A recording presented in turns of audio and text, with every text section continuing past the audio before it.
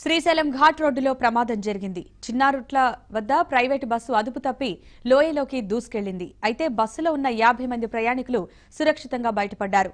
మహారాష్ట్ర నుంచి శ్రీశైలం వెడుతుండగా ఈ ప్రమాదం జరిగింది.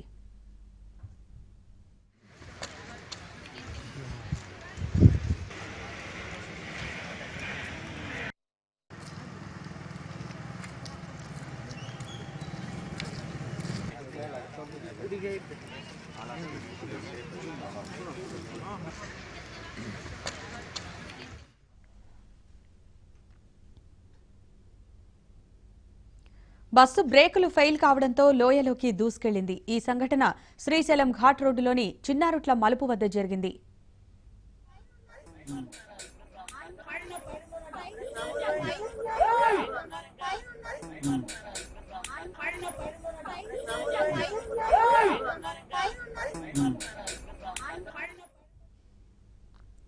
మహారాష్ట్రలోని బీడ్ జిల్లా పెరళికి చెందిన ప్రయాణికులు టూరిస్టు బస్సులో శ్రీశైలం యాత్రకు వస్తున్నారు. ఇవాళ ఉదయం 6 గంటలకు దొర్నాల అటవీశాఖ టోల్గేట్ దాటిన బస్సు శ్రీశైలానికి 15 కిలోమీటర్ల దూరంలోని చిన్నారుట్ల మలుపు వద్దకు రాగానే ఈ ప్రమాదం జరిగింది. ఈ ప్రమాదం నుంచి బస్సులోని ప్రయాణికులు సురక్షితంగా బయటపడ్డారు.